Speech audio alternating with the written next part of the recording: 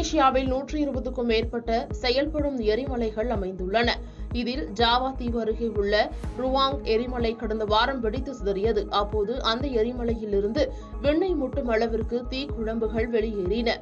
இதனால் அப்பகுதி முழுவதும் கரும்புகை மண்டலமாக காட்சியளித்தது. இதனையடுத்து எரிமலையை சுற்றியுள்ள 4 கிலோமீட்டர் தூரம் வரை வசிப்பவர்கள் பாதுகாப்பான இடங்களுக்கு வெளியேற்றப்பட்டனர். மேலும் முன்னெச்சரிக்கையாக அதன் அருகில் உள்ள ரதுலங்கி விமான நிலையமும் மூடப்பட்டது. தற்போது எரிமலை வெடிப்புக்கான அபாயம் குறைந்துள்ளதாக நாட்டின் வானிலை ஆய்வு மையம் அறிவித்துள்ளது. எனவே ஒரு வாரத்திற்கு பிறகு ரதுலங்கி விமான நிலையம் திறக்கப்பட்டு மீண்டும் தனது சேவையை தொடங்கியுள்ளது.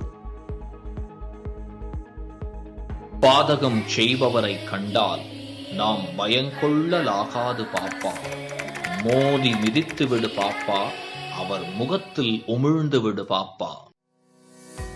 அண்மை செய்திகளை உடனுக்குடன் தெரிந்து கொள்ள இணைந்திருங்கள் இயம்நாடு தொலைக்காட்சியுடன்.